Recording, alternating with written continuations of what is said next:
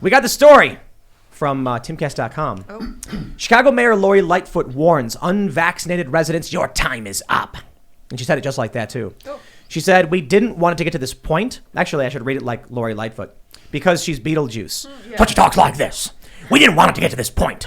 But given the situation we find ourselves in, we have no choice. Beginning January 3rd, you must show proof you are fully vaxxed to enter bars. I haven't seen that movie in a really long time, by the way. That's a good impression. So I don't know if I'm doing a good Michael Keaton.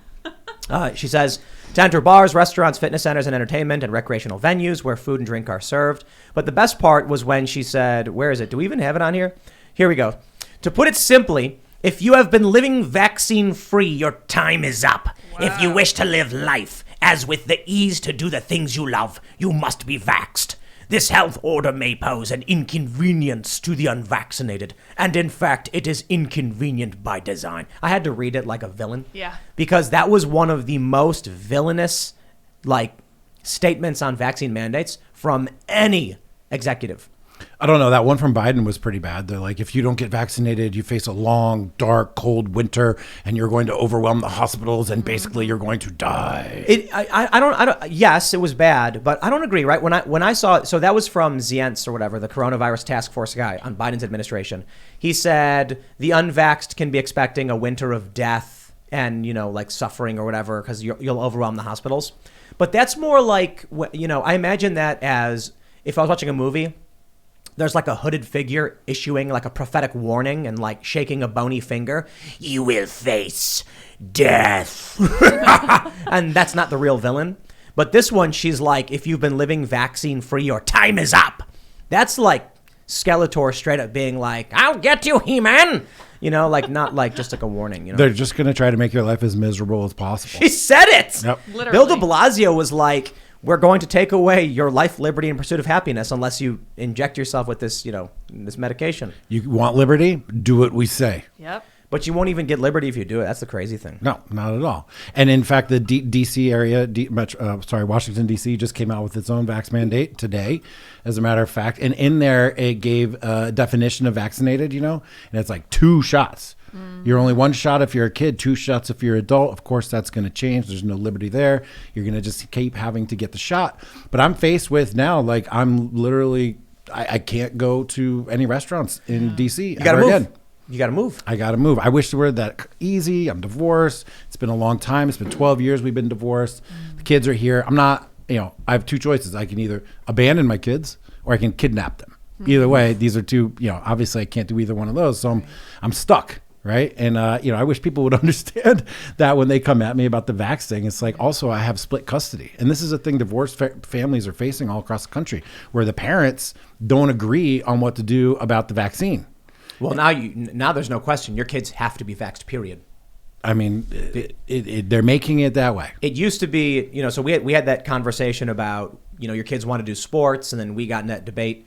Now it doesn't even matter. That's not even a question anymore. Now it's there's not going to be any legal defense. There will be, but I'll say this first and foremost. It's one thing to be if I want my kids to play sports, they got to get the vaccine because of these rules. Now they're just going to be if you want your kid to go to a restaurant, if to go to a gym, to go to the schools, to do any of that stuff, they have to be vaxxed. So it's either they stay at home all day or they get the vaccine. So I think that when it comes to a court argument where you're saying you don't want your kids. Yeah, there's no choice. The judge will be like, boom, done. Exactly. Yeah, so I literally have no choice. And people don't like nuance. The trolls don't like any nuance, and they give me a hard time about our conversation that we had a couple of months ago. And I'm just faced with the fact that I'm no longer going to be able to go to restaurants, museum, bars, nightclubs, theaters, music venues, whatever. And even in the adjacent counties, Montgomery County, Arlington County, they're going to be doing the same thing. Montgomery County just announced it. I'm never going to be able to go to the Metropolitan Museum of Art ever again in New York City. I'm being deleted out of society because I'm a strong, healthy, man that has, maybe I think I've had it before. I remember March 2020 after CPAC. Man, everybody was sick after CPAC. Yeah. Well, and people got it at CPAC. Yeah. I'm going to Chicago, and we're leaving tomorrow at some point. And this is probably the last time I'll ever go to Chicago. No joke. No joke. I feel fortunate that I've been able to travel the world already. Right. Because so many people can't. But and the response from the people in the cult are just like, why don't you just Do as you're told. And I'm like, because I don't agree with it. Whether you're vaccinated or not, I think the mandates are absolutely wrong. In Austria, they're bringing out inspectors to go track people down and fine them. So what I think is going to happen is what Chicago's basically saying is, for the foreseeable future until we deem it safe. It's never going to be safe. Not ever, ever. I do have TSA pre, so I don't have to take my shoes off when I go on the airlines, but I still watch all those people go through the line, taking off their shoes, taking their laptops out of their bag, all these things. That is never going to change. I suspect the masks on the airplane probably never going to change. Oh, yeah. I mean, who was it? Someone already came out and said they should be permanent. Was it Fauci? I think it was Fauci. Yeah, I think Fauci was like, Everybody should wear masks forever. Right. And despite the fact that two CEOs of the airlines came out and talked about how the air filters inside those planes make for like the cleanest possible air you could ever be in, possibly, it like takes out 99% of any possible COVID, infectious particles and whatnot. Yeah, these things are never going to change. We're just the new society we have to deal with. You know how they have those, when you're in a plane, they have the fan? You can unscrew the thing and it blows the air out? Yeah. So have you ever sat next to someone on a plane who farts a lot? It happens, right? Because what happens is there's lower lower pressure in higher altitude. So the plane is pressurized. Fart science. No, it is. Check it out. The plane is pressurized, but it's still lower pressure than you would be on the ground. And so the gas in your body expands and makes it more likely for you to fart. Well, I've traveled so much, man. I'll let you in on a tip. Many people may already know this if you travel. But I used to fly twice a week. So what I would do is I would open the vent and have the fan blow down to my right side to create a barrier. And so when the fart would come out, the air would hit it and push it away. You think I'm kidding? It works. Brilliant. It works. And so I bring this up because it should be true for anything, including, the droplets. You turn the fan on, you have it blow next to you, and you got a little wind barrier pushing away the air, and it pulls in air from other directions. So not only that, but you're right. You got the filters in these airplanes. They don't care, man. One thing I've noticed, I've been traveling so much as well. I've got like executive platinum pro status on American now. Nobody gives a crap about wearing mask in the airport. I have not been wearing mask in any airport. I don't wear one until I get to the point of going into the gate, right down into the airplane. Nobody cares. I've seen people walk up with no mask on. They don't say it. They just hand them a mask. Don't say anything. The only time that they require it is on the plane. And you know what? Not even all the time then. They do require it in airports, but there's no enforcement for the most part. Like a TSA agent isn't going to walk up to you randomly and be like, put on a mask, sir. No one says anything. No one says anything. You get that plane, though. Right. And then all of a sudden they're like, federal law says. There's no federal law. No, Right. It's a trick they're doing. Yeah. There's a federal law that grants the president right to issue executive orders, and the president issued an executive order, and now they're claiming a federal law. No, that's not right. And this is emblematic of the problem of the bureaucratic state, where they create these vague laws, and then they empower this whole administrative state to then administer the laws in whatever way they see fit, and then they issue these rules, these mandates, and then the courts will adjudicate them, and effectively it becomes law at that point. But you have basically an army of technocrats deciding the way that we have to live our lives today, and it's out of the power of the legislature. Why hasn't Congress sat down and actually debated these very things on the floor of Congress and decided whether or not the people want to have that? Those times have come and gone. I democracy? Republic? You see the Babylon Bee article? It was like it was like in terrible blow for democracy, majority of representatives make decision for country or whatever. Right, they're blaming it all on the one West Virginia senator. And it's like, well, what about the other 50 guys that didn't vote for it as well? It's ridiculous. Yeah. And you know what? Kudos to that guy for holding his ground and making his decision. He's under a lot of pressure. I don't understand why he still caucuses with the Democrats. He doesn't vote with them. He's considering going independent. Independent? Yeah. He should. Yeah, he should. 100%. And the fact that they try to lay it all on him is just a ridiculous cop-out. It's part of the Alinsky strategy of isolating targets and funneling all of the energy onto them and hopefully making it personal and hopefully getting them to crack. It's in the book, Rules for Radicals, and they do it. They isolate people, they target them. Hell, I've seen people do that in my personal life. We got it. I found it from Babylon Bee. It says, in stunning blow to democracy, legislation decided by majority of elected representatives. Oh, my gosh. I love it. Stop the presses. Because they keep saying, how come one man is stopping us? And it's like, it's 51 senators. There's you're 50 other people. You're insane. In a stunning blow. Basically, democracy works in action. A majority of elected representatives deny the passage of the bill. Wow. Crazy. Somebody just super chatted saying that they were denied seeing their kids by a judge because they're not vaccinated. I'm sorry to hear that for you, Dude, sir. I've heard this a number of times. We've seen court orders where parents were not allowed to see their own children because of the vax thing. It's I don't know. insane. I don't know if we're going to win this one. The vax. Yeah, I think the vaccine mandates will become law, and people will get their routine injections, and they're not, give it 5 years, and no one's going to even question it. And the reason is, I think you've got cult members and cowards, and that makes up the bulk of what this country is. So I can't remember who. Well, first there was Clifton Duncan, who had an amazing tweet. He said something to the effect of, "My disdain for COVIDiots has been, superseded by my disdain for those who know something is wrong and refuse to speak up." Yeah. So, every single person who watched this in the beginning and said, I'm not gonna say anything, I'm not gonna put any risk to myself, and are now suffering the consequences. I mean, it's too late. The time to speak up was a while ago. Now that Chicago and DC and these other places are rolling these things out, and we saw what happened in New York, they will comply. Regular people will drop to their knees to fillet the state with a smile on their face. No, maybe not a smile on their face. Maybe they'll be crying while they do it. But let's be real. They're going to do it. And then what that means is there will be outliers. There will be people who refuse to participate. Some of these people many of them who oppose the mandates are vaccinated. And these people will find themselves in the woods, Or the metaphorical woods, right? You can still go to the grocery store.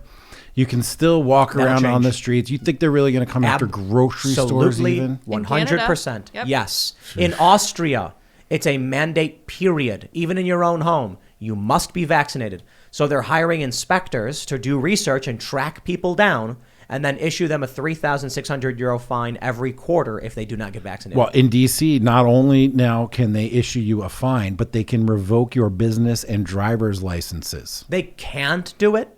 They do it, and people drop to their knees and say, I will do anything you say, because they're losers. Well, and, they're going to take my driver's license, take my business license. I will not comply. I'm not complying. I'm never going to comply. Period. End of story. It would be nice if we could, maybe if it happens to me, we could file a lawsuit and try to fight this. But there's absolutely no way at this point, because, look, it's the more they tell me I have to do it, the less I'm interested in complying. Yes, exactly. I will not ever comply. Not ever. You know what the issue is? I will not bend the knee to slimy cultists. You can show me all the science in the world, and I'm going to say when the evil people are beating... It's like this. Imagine you've got a despotic king, and he's evil as evil can be, and they beat and torture and maim and do all this really awful stuff. And then they say, we are going to mandate everyone eat these delicious pomegranates. I'd be like, you can't make me do anything. I don't care. Yeah. Right. I like pomegranates. Right. You know what I mean? I think vaccines are great. Right. But the state taking this power, it's only going to get substantially worse. So for me, it's very obvious.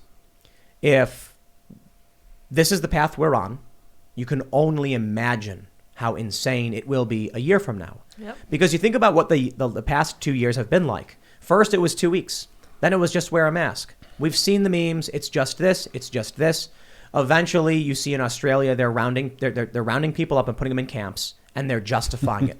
And I'll tell you how scary it is. That's what Claire says. Yeah, when Claire Lehman of Quillette is one of the cheerleaders I know. for arresting people without due process and bringing them to a camp and saying it's normal. Yo, we're in trouble, man. What is her deal, dude? Because she was posting Instagram pictures from I guess the Olympic team stayed there briefly babes. and saying this is who's staying there, Timmy. Hot babes. Yeah, That's who was staying there. Yeah. Man, Don't you Quillette. want to be there with the hot babes? Do you remember when there was a hot minute when Quillette was right on point, right on the enjoyed cutting them. edge, Yeah. really doing the thing that they were supposed to do, really saying the right things, doing actual science and thinking about it and reporting on real anti-woke stuff. And then now she's it's just the Olympic team, man. Don't worry about it. Well, she was making it seem like it was all hot babes. Right. Yes. When it was actually just one propaganda moment from a year ago or whatever. Right. Exactly. So they have these... Do you think she did that unwittingly, or is she an agent now?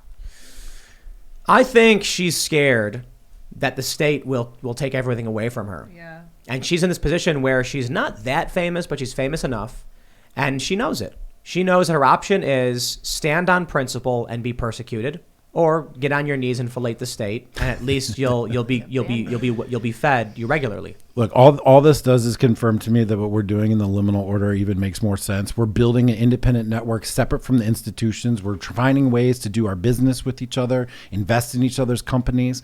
All this drama that's going on around me right now, I literally could not give one single F, because all we're doing right now is like building businesses that are going to change the world. We're building ways that people can get independent access and direct access to beef. For example, look up Modern T-Man. He's working on getting a way to get direct access from the consumers to the beef producers so we can cut out the middlemen. We're trying to find all kinds of ways to solve education problems, communications problems, because you're going to have to get meaning, safety, security, entertainment, culture, and arts all from independent networks instead of the institutions, because institutions want you fat, sick, jailed, or tied to your desk in debt for the rest of your life. That's what they want. I think there's a lot of people who are choosing.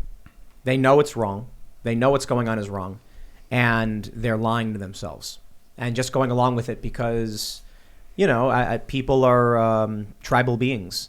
So there's like this dude I know who he's tweeting about how he's like, I got the 3rd shot, and I was like, you getting the 4th? Yep. And I'm like, in the 5th and the 6th, and they're like, it's endemic. It's going to be like a flu shot. And I'm like, yeah, I know, but you never got a flu shot before, dude. Like, I know you. Right. And all of a sudden, you're just accepting this new normal. I never got a flu shot ever. I never get the flu shots, but when I was a kid, I got one. But I do have the measles, mumps, and rubella. Yeah. I do have the polio, pertussis, all those. I've got more vaccines than the average person, substantially. I've talked about it before. Yeah, I was traveling, so they give you all these crazy different shots. Yeah. And I received the flu shot when I was a kid. It makes sense. You're going to places where you can catch the disease just by standing there, and it makes you really super sick and could kill you. I'll tell you what I'm excited about, man. We put in the down payment, the deposit for the new Freedomistan building. Yeah. And then we had the construction crew come out, and we drew up the general design of it. It's going to be amazing. It's going to be, I think it's going to be 36 feet at the peak, and it's going to be 25-foot walls, 75 feet by 100 feet. And then we're building the new studio. It's going to be slightly bigger than the room we're in. The room we're in now is about 15 by 32, I think, actually.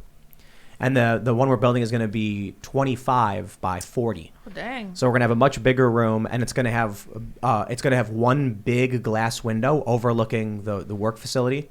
It's going to be amazing. And so what we're doing there is, for one, we're going into a place where we don't got to worry about any of this stuff.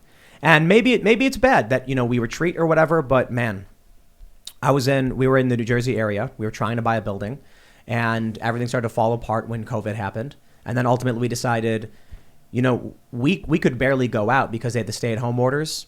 And so back then it was interesting because no one was forcing you to stay home. It was just like we were kind of doing it because we were like, okay, what else do we do? There was nowhere to go. Yeah. Yeah, everything was closed down. Yeah. And so we would just sit around, but we had a backyard. We had a fire pit. Ian would make fires, and we'd hang out. A big skate park. I remember seeing that. That the first time. I was like, whoa. It wasn't super big. It was like 15 feet by 60 feet or something like that.